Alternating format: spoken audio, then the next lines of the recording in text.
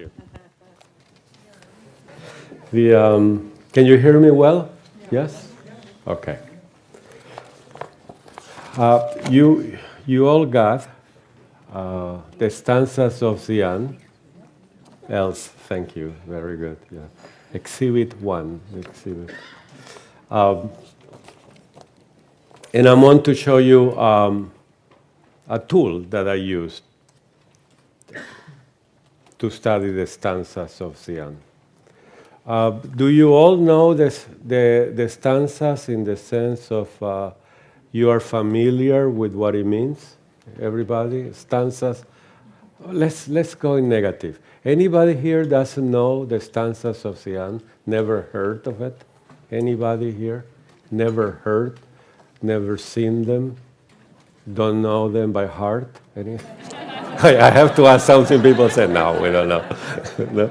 Okay, so this is good. Thank you. This is very good. So let's erase our demiurgos. Sorry about this.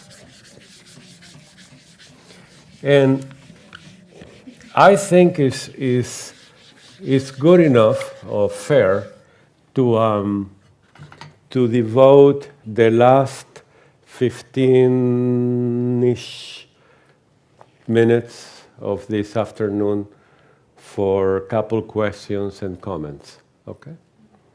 And if you don't have any questions or comments, of course, I'm going to talk 15-ish more minutes. So, but I want to leave at the end time for you to share and, again, questions and comments. Okay? Is that good? Okay. And you could interrupt me if you want to, if there is one question that is you can't live without the answer. But I don't care. It will be at the end, okay? So we said it's going to be at the end. Anyways, it's going to be at the end, right? At the end. So write it down. Write it down. That's good enough? Yeah, write it down. Yes. Perfect. Is that perfect? Oh, that's perfect. That's very good. So the stanzas of Xian in Cosmogenesis are all in here. And this is something, again, that Theosophy has to offer to the world. Unique, right? Nobody else have stanzas of Xian. We copyrighted them. No. but it's something really extraordinary. Why? Because in here, we're going to find the ideas necessary for the Anchohan, the Demiurgos, to establish a universe. Which universe? The one we live. And how do we know that? Because we're here, right? This is it, right? And it's based on several ideas, and they're all in here. And that's what we're going to work like a workshop, right? So you see how this works. Therefore, when we open the secret doctrine, after 2 introductions of Blavatsky, right? When you open volume 1, you got an introduction. That wasn't enough, so she wrote another introduction. That wasn't enough, so she wrote what is called the proem, and I heard that you translated as the prologue, right? So that's the 3rd introduction. And in that prologue, Blavatsky started with a fantastic book. You remember that? A manuscript, where she says, this manuscript, alchemical treated, right? And it makes it indestructible to fire and water and whatever she said is good, right? So we need to know how that's done, but not yet. We don't know how to do that. But the page 1, you remember what was in page 1? It was a circle, right? And the circle was in a black background, correct? Black background. What is the black background? Is the most mysterious mysteries of all, which we're going to give it a name, and it's called space. Correct? Space. Who created space? Space. I mean, just think about that. Our little universe, which is really big, but our little universe is in that space. Correct? It's just one little circle or sphere in that space. What is that space? Without that space, we won't be here. That is a terrible thought. We need that space. We got to have that space. What is that space? What it's made of? Well, we don't know. And Blavatsky tells us, don't even think about it. Isn't that true? It's unthinkable, unimaginable, unspeakable. Just don't. So we're going to stop about that. It's unthinkable. And the best way to symbolize it is dark space. That's our home. That's where everything comes from, where everything is. And I'm sorry, it's really not come from, where everything is. Blavatsky gave it a name, and that name was absolute. Not the vodka. I don't know if you have that vodka here, absolute. It is absolute. In Los Angeles, it's absolute everywhere. It's the vodka. So we have to paint it in black, and this is the absolute. So it's a wrong idea. So absolute. What an incredible word. The absolute. Does the absolute wants you, needs you, use you? Absolutely not. So always use not next to the absolute. It's negative. Absolutely not. Doesn't think about you, doesn't care about you. It's like an analogy, the board, but a blackboard. And we can write on it because there is a blackboard. We can erase because there is a blackboard. But does the blackboard cares what you write on it? The blackboard never complains, right? No, that doesn't. So the absolute doesn't complain either. Is it a God? No, it's not a God. It's space. The mystery of all mysteries. Close your eyes and feel that space. It's beyond understanding. Because our little universe is in that space. Our little universe has a fabric, which we call our universe. Scientists nowadays know that that fabric can ripple. Have you seen that? The ripples of the fabric of time and space. And Einstein predicted, and people are measuring those ripples when a black hole explodes or something like that. It's beyond imagination. Our universe can ripple. But those ripples, behind that, there is a mystery. Space. Space.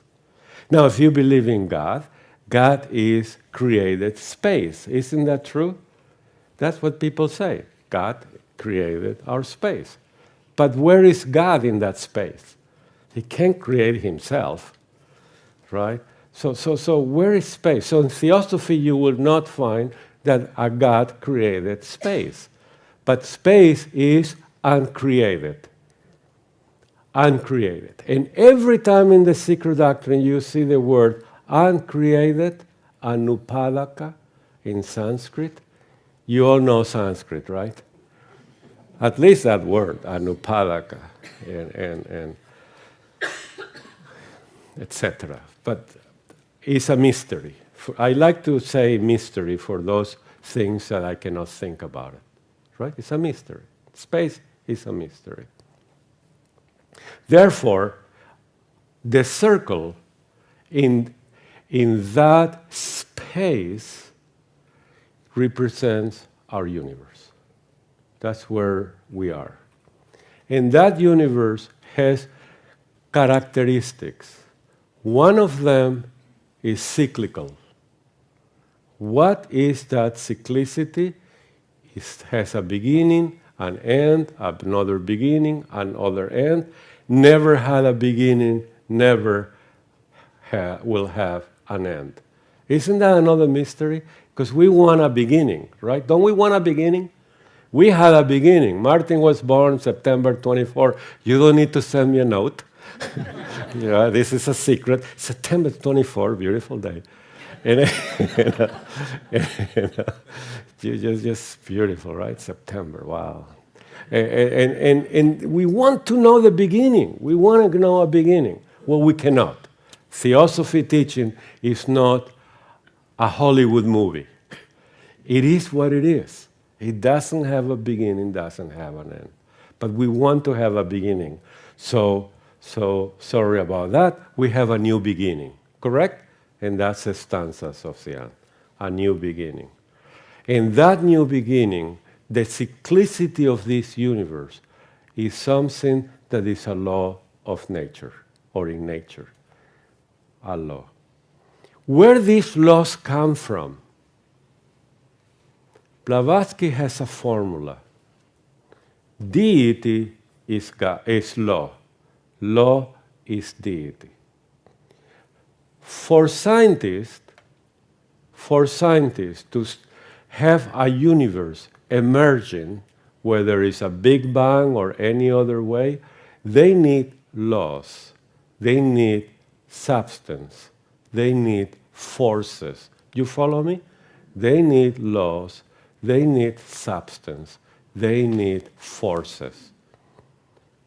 In theosophy, we need one more thing, deity.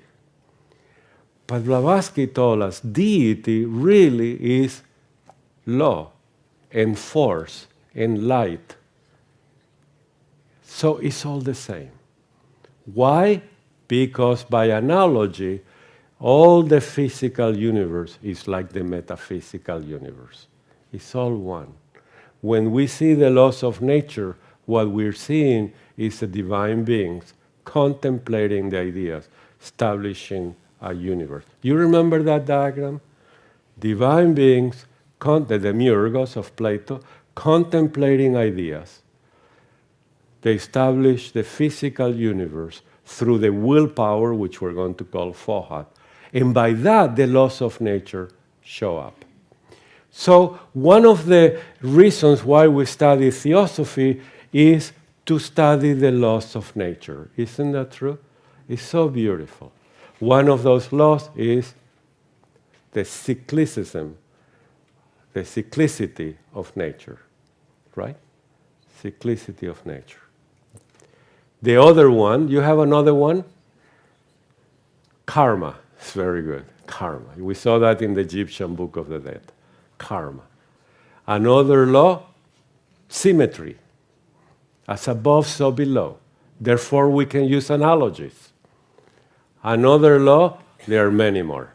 In the physical universe, we have Newton and we have all these beautiful laws, right? For gravitation, for forces, for masses, and we all know them. So there are laws everywhere. Laws means relationship, and when you know the law, you can predict. Correct? When you know the law, you can predict. So we're looking for understanding the laws of nature, the nature of the universe, and those ideas. The first idea that shows up in the theosophical literature, in the secret doctrine, is the law of unity. And for that, Blavatsky told us that this universe of ours is symbolized in a circle that is white, right? And is on a background that is dark. And this is our space, remember? Which he called absolute. Absolute. Now, I started by having this white disc on page 2 of that incredible, marvelous book that she has in her hand. And I made it dark because we are in pralaya. You know what pralaya is? In this cyclicity of the universe goes in a stage of pralaya, rest, and manifestation. In Sanskrit, manvantara, activity. During rest, the universe absorbs the whole universe into what we call symbolically the point, the unity.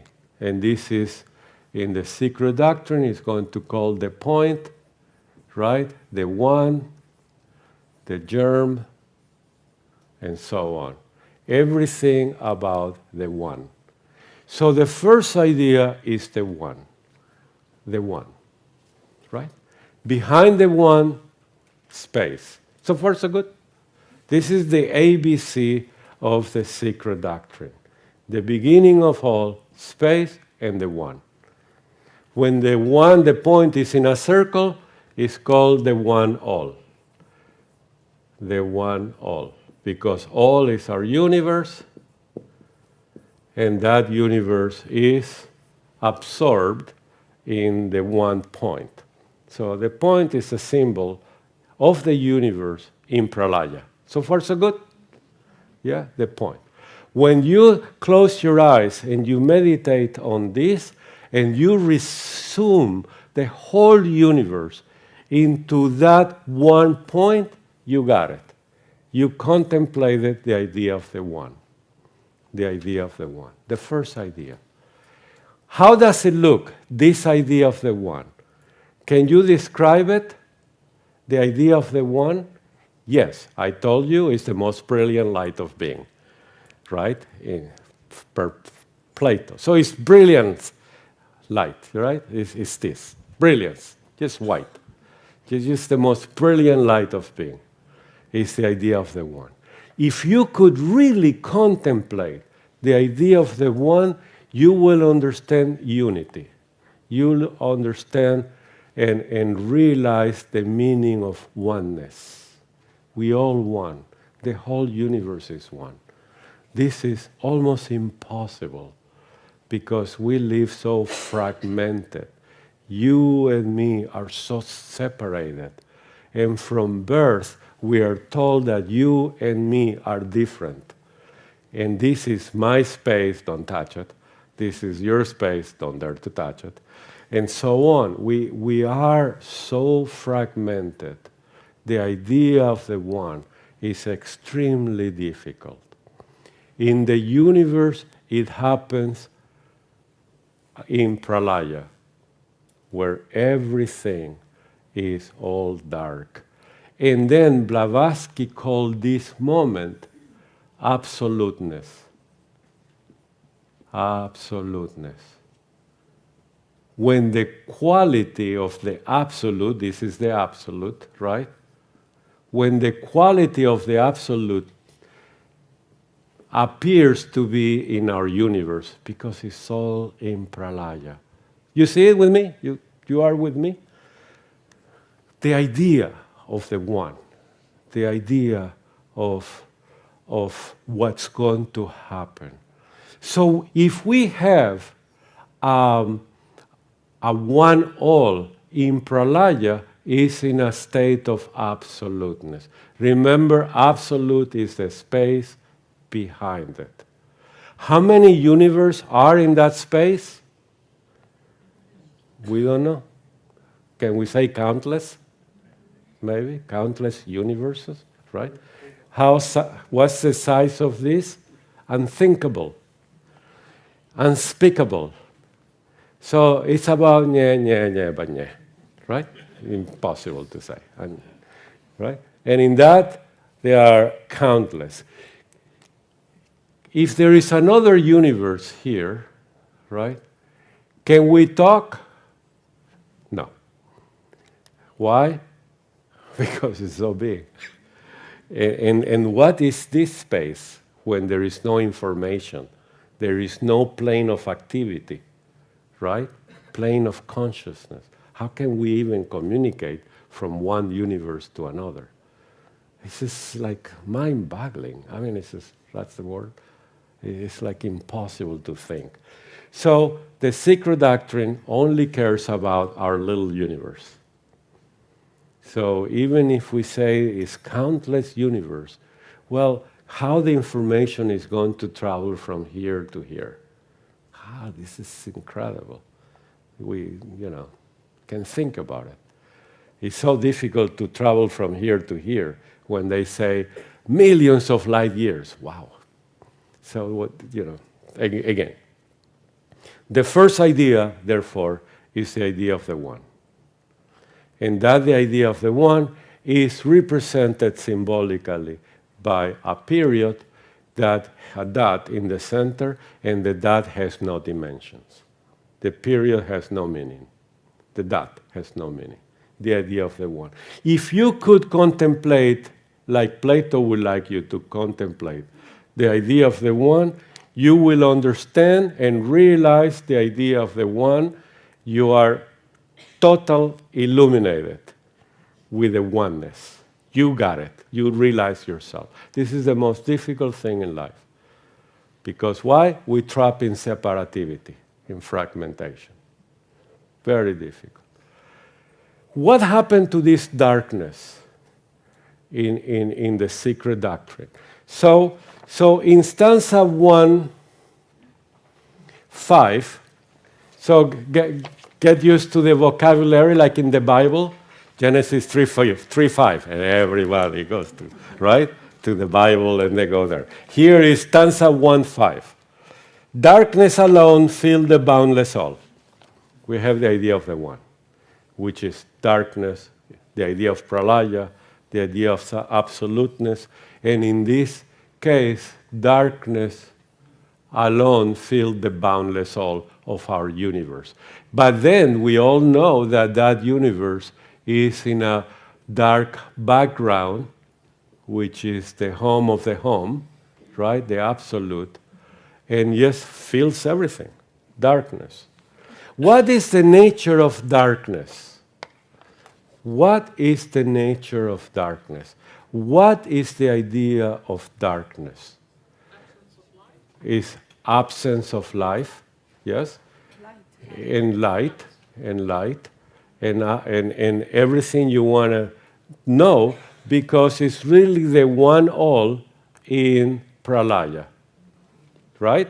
So everything is there. Now, Blavatsky in the poem gave us the keynotes of the stanzas, and they are in this corner. That is here. And then in stanza 1, she says, describes the state of the one all during pralaya. You see that? The one all in pralaya is described as darkness. Then she also said, it's in negative, and a couple lines later she says, this is Blavatsky, is the state of absoluteness per se. It's all dark, all dark. Everything is there, right? Darkness.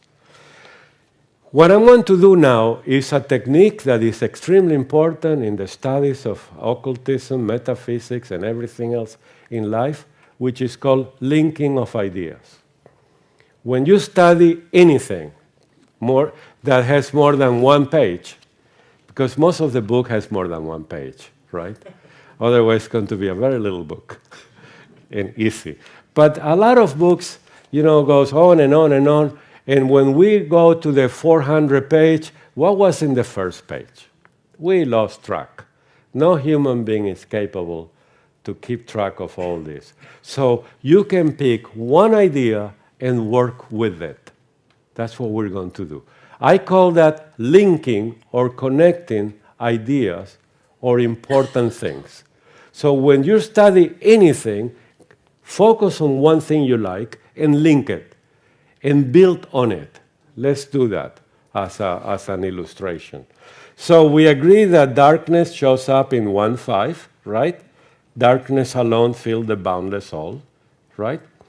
And then in stanza 2:1, you with me? 2:1, it says, where were those builders, the luminous sons of the Manvantara, in the unknown darkness? So when we ask, where is the demiurge who is going to establish the universe? It's in darkness. We know that, right? Because the one all is in darkness. So that makes sense. So far, so good? Now, in the idea of the one, when you contemplate the idea of the one, you get the idea of unity. Unity. But there is something also you're going to get, and it's going to shock you. And you're going to say, no, it cannot be. When you look into the one, what you're going to see is the two. Because nobody creates two or created two. Two emerges from the one. So when you go like Sherlock Holmes and you look at the one, you have to see two inside, like the yin and the yang. Isn't that true? In that circle, you have the two. If you are very far away, you say one, the Tao. But when you get really close to the one and you contemplate, you have to see the two in it. Otherwise, you need a God that created the two. You see that? Very important theosophically speaking. There is no creation but manifestation, which we can call it emergence. It emerges from the one. It was always there. It was always there. The two always on the one. Very difficult to comprehend unless you have a symbol, and have the symbol of the yin and the yang. That dance of the one and the two, right? In the one. The dance. So the two is already there. It's magical. Isn't that true? It's there. And it's only matter of time when the two shows up, and the three and the four. Plato tells us in the Republic that it's through these numbers that we can elevate our soul to the world of ideas. Through each number represents an idea that can be represented with a form, geometry, and that's why all of us love geometry. Didn't you love geometry? How to calculate a triangle area and how to the cube, and we all love that. And numbers, didn't we love arithmetic? We all love math. Why? We didn't know that then. They express the ideas. And Plato said, you got to study math, arithmetic, and geometry because that's how your soul elevates to the ideas. The idea of the one is the highest idea of them all. Why? Because it's the one, right? It has in it the unity of everything, but also has the future, the idea of the two. So far, so good? You follow this? Because for me, it's very difficult to follow myself, so I need reassurance. So it's hard to explain what cannot be explained. So when you look at the one, what do you see? The two. What do you contemplate? Unity. Both things at the same time. At the same time. Can we do that? Of course. That's why we have a buddhi that integrates and a mind that differentiates, fragments, right? These are the two operations in higher mathematics, differentiation and integration, or something like that, right? Okay, so let's keep going. If the one really is the two, how do we see it in the stanzas? So in stanza 1-1, we got to see the two, because Blavatsky told us that stanza 1 describes the one all during Pralaya. So it's the one, but we need to see two. So let's see if it's true. 1-1, the eternal parent wrapped in her, feminine, ever invisible robes. Don't we have two things? An eternal parent and the robes. See that? So the idea of the two is already in the one, in stanza 1-1. No confusion, right? It's already two. Why? Because when we want to contemplate the one, we got to see the two, but as a unity. So far, so good? 1-1 gave us the first glimpse of the idea of the two. Eternal parent, invisible robes. So we have two things in the one. True? So this is stanza 1, but in 1:1, we have an eternal parent and we have robes. They are invisible, right? Because we are in pralaya. As we move along, you're going to see that our point, this point, right, in the circle is going to be called germ in stanza 2. And here we go. In 2:5, it says, the 7 sons, which are the Anchohans, these are the hierarchy of divine beings who are going to contemplate the ideas to establish the universe. So the 7 sons were not yet born from the web of light. Darkness alone was father, mother, Swabhavat. So this darkness, which is right here in stanza 1, is father, mother, Swabhavat. Is that how Swabha? No. How do you spell Swabha, Susan? S-V-A. B? B-H-A-V-A-T. Swabhavat. Like that? Okay, thank you. I don't know English well. Swabhavat, very English, huh? Okay. Spanish. Where is Spanish here? So listen well. In stanza 2:5, it says, darkness alone was father, mother, comma, Swabhavat. See that? So we have the two again with different vocabulary because in 2:5, we are just about to create the cosmos. We are going to unveil a cosmos, beautiful universe. So far, so good? Yes? So we are linking one idea, which is the one all in pralaya, our little universe before manifestation. Therefore, the quality is darkness. And in that darkness, we find that the point, the one, is really two.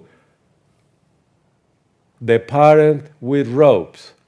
Father, mother, Swabhavat. You see that? As we go to stanza 3, we're going to find that the universe will unfold. Now we are in Manvantara. In 3:3, oh, by the way, in 2:6 it says, these two, father, mother, Swabhavat, are the germ. See that? These two are the germ. Got it? That's another great idea that we could link, right? But in 3:3, all of a sudden, darkness radiates light, right? This darkness with the point radiates light. And light drops one solitary ray in the mother's deep. You see that? And at the end of that process, we're going to have a world egg. So we have darkness radiating light. How do you draw darkness radiates light? Difficultly. It's very difficult to do that. So my favorite is to radiate light, right? Like this. Do you see it? Remember, I don't see what I do. So radiates light, and here is the light, right? There is radiation. So in that light, right, drops one solitary ray, and the universe then unfolds. What happened to our darkness? In 2:6, in the second line says, darkness vanished and was no more. Are you with me? 2:6? Everybody, yes? Darkness, did you find that? Darkness vanished and was no more. Why? It disappeared in its own essence. So, what was darkness, essentially speaking? Light. Pure light. Why was darkness? Because we were in pralaya. You and me were sleeping.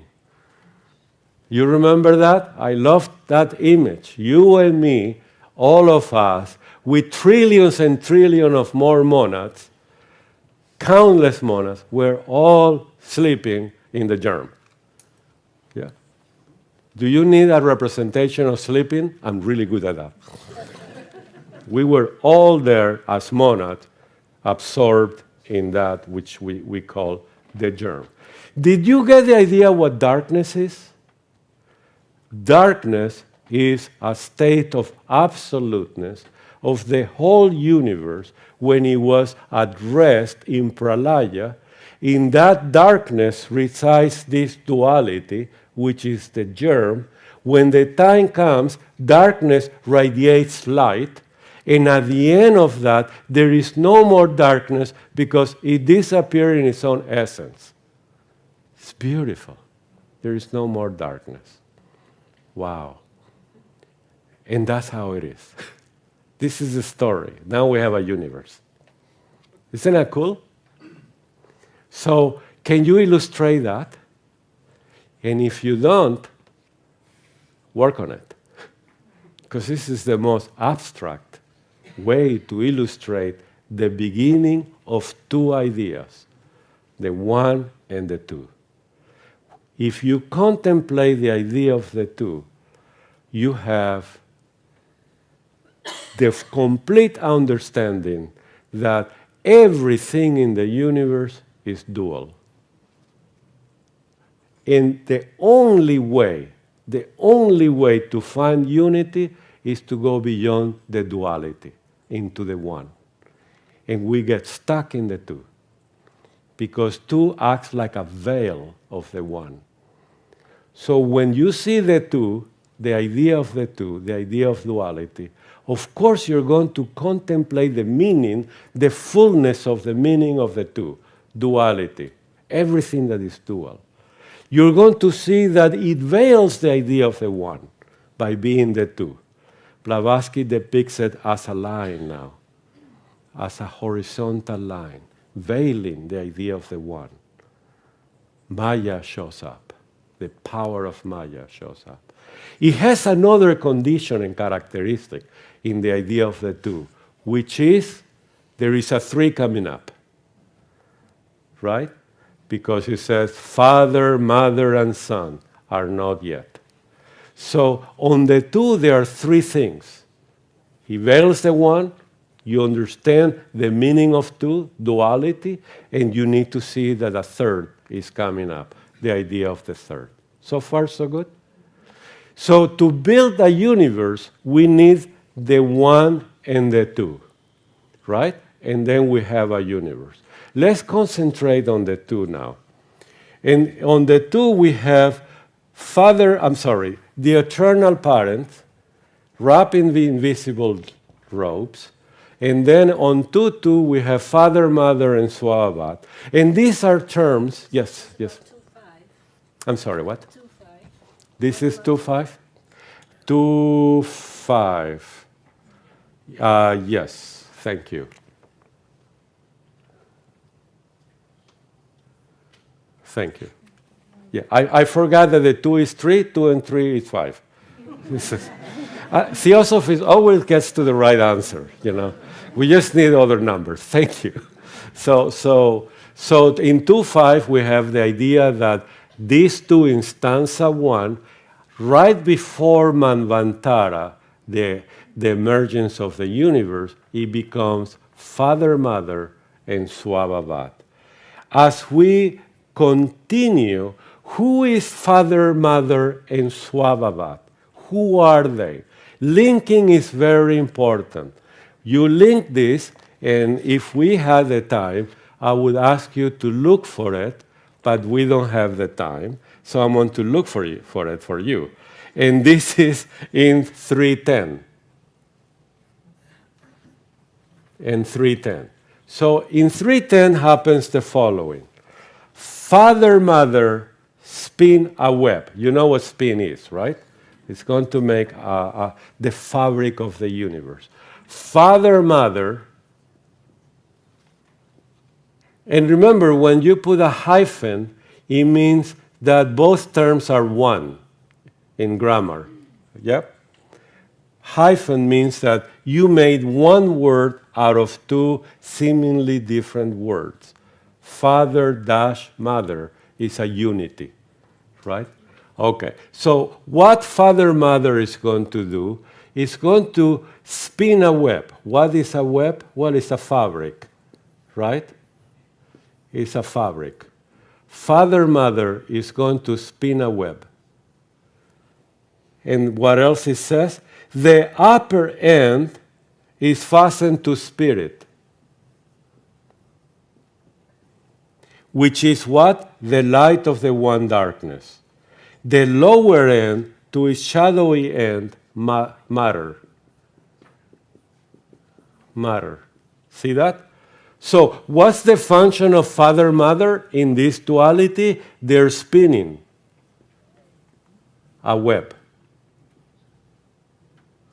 More or less, you read that, right? Spin a web, which the upper part of the fabric is tied to spirit, the lower to matter. And what is spirit and matter? He says, these two substances are made in one, which is Swabhavat. So these two substances are one, which is Swabhavat. So Swabhavat is the matter of the universe, the substance of the universe, which is called spirit and matter. And the one who is making the fabric of the universe is Father, Mother. You see how easy it is? Yes. Just work this out. So, we have the idea of the one, the germ of all, right? And in the germ of all, you're going to have the idea of the one, which is the idea of the two. I need my clock, 1 second. The idea of the two, correct? In the one, we have the two. Just before Manvantara, the words eternal parents and the robes became father, mother, and Swabhavat. Each of them are going to have a function. In the idea of the two, you need the three. The three in the secret doctrine is the son of both, which is called the universe, the son of necessity. That's in stanza 1. And in that third, this universe, in order to make this universe, if you are able to see the most incredible metaphysical operations of all, we need two aspects of the one, which is the invisible father-mother, which the invisible Swabhavat at this point. And one is going to be the deity of it. Father-mother is deity. And the other is substance. We're not talking about spirit and matter. We're talking about deity, the law, deity, and substance, the homogeneous substance. One is going to permeate substance and shape it in 7 dimensions. You follow this? In 7 planes, in 7 principles. And this is the magic that is happening. Father-mother, therefore, is the active principle permeating all the substance and creating the web of the universe, the fabric of the universe. This universe is our circle. not space outside the circle, the circle. This is the fabric that can ripple. This is the fabric that can bend. This is the fabric that can have black holes. This is the fabric that we have electromagnetism. This is the fabric that light travels and is the medium of information, of light and electricity and thought and thoughts. Everything travels in that fabric. But we need that fabric because the other space is nothing. It's something we cannot think. So we need to see the mystery of our space different from the board, and that is the fabric that the secret doctrine just unveiled to us. We need this duality, which is deity and which is substance. Isn't that incredible? And then we have the fabric of our universe, where everything happens. And what happens, Blavatsky tells us, is this fabric of the universe is septenary in 7 planes, and is septenary in 7 principles. And in those 7 planes, in the lower 4, we're going to have what is called the chain, the planetary chains, and we are in one of them, which is the planet Earth. So in the end, when we see the number 3, what we see, the idea of 3, is this universe that is veiling the 2, that is veiling the 1, and on the 3 we have our universe.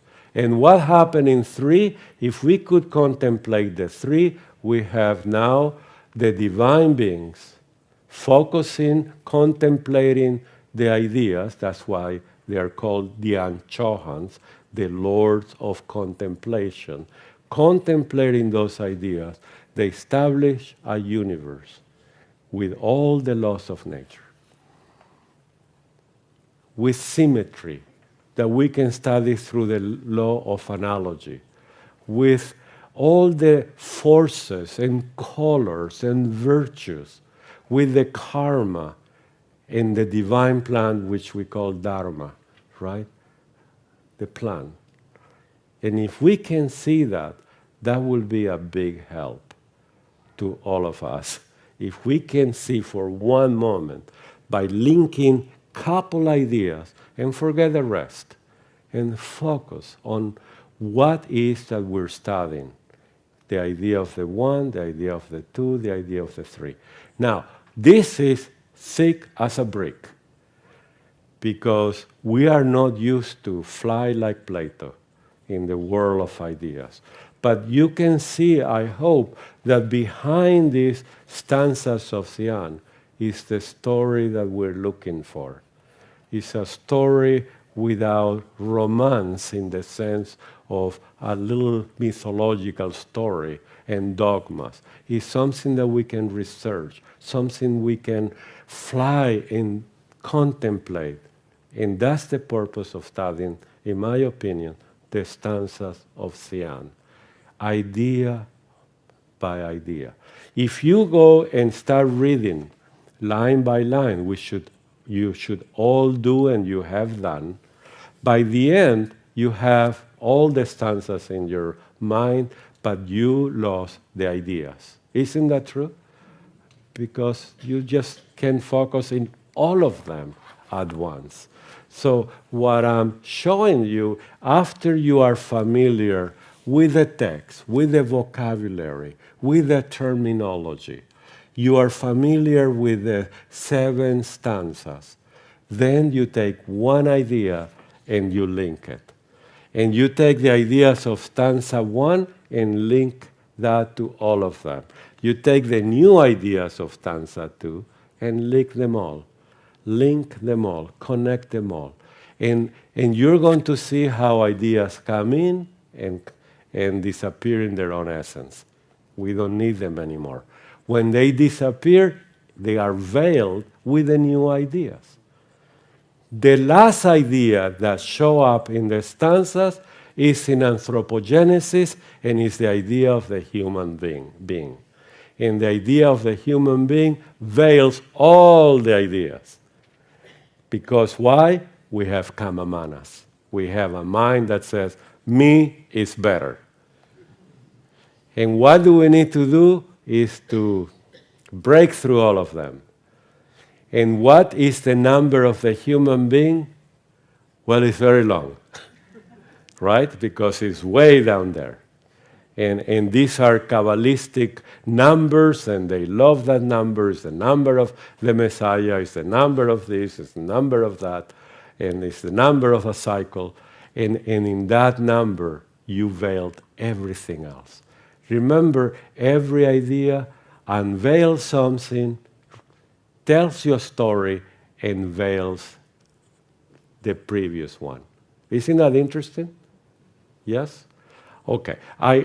Before I go to the next point, I would like to have 10 minutes of comments and thoughts here, just to give you a break before the other break. Do you have any questions, any comments of a reflection of this or a question? Anybody? Yes, no? Don't be afraid. I don't laugh.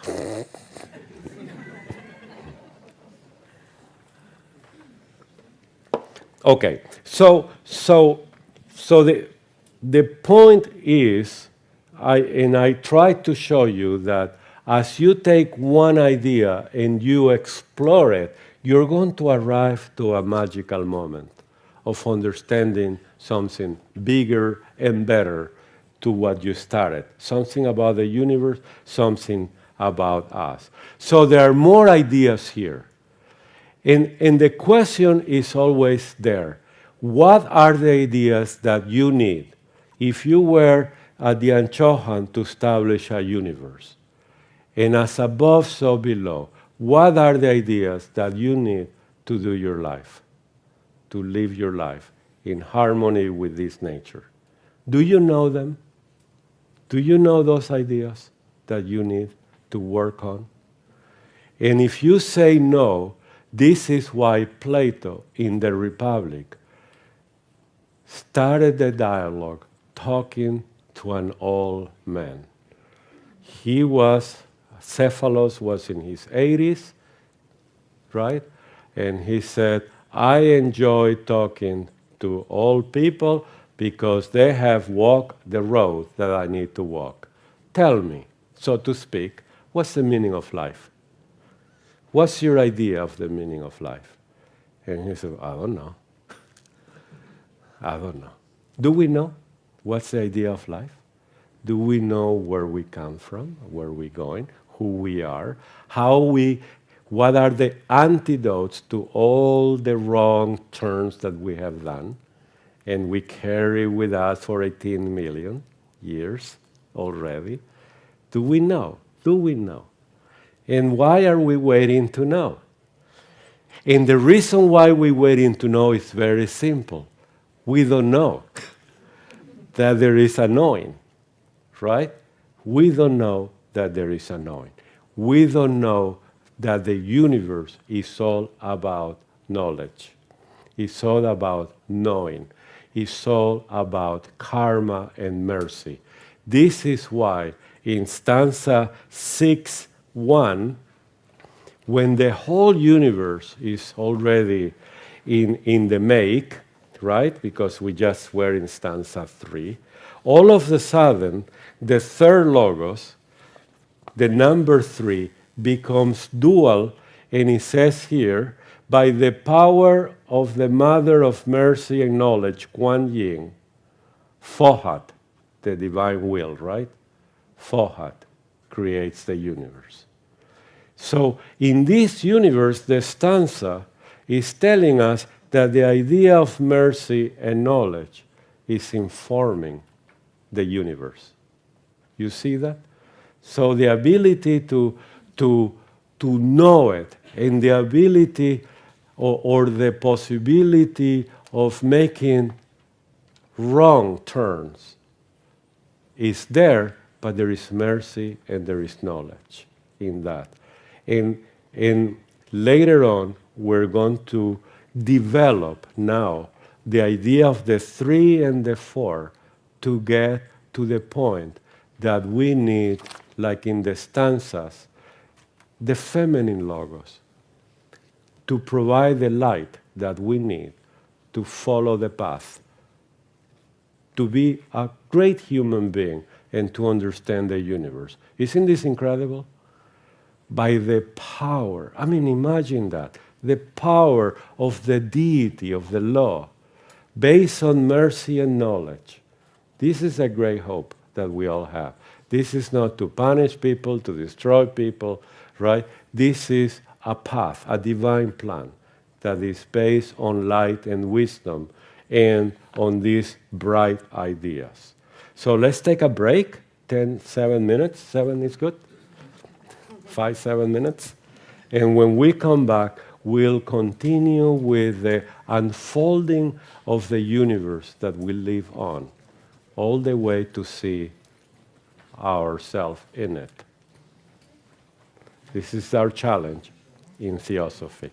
Please, move. Stand up, move the bones, move the forehead.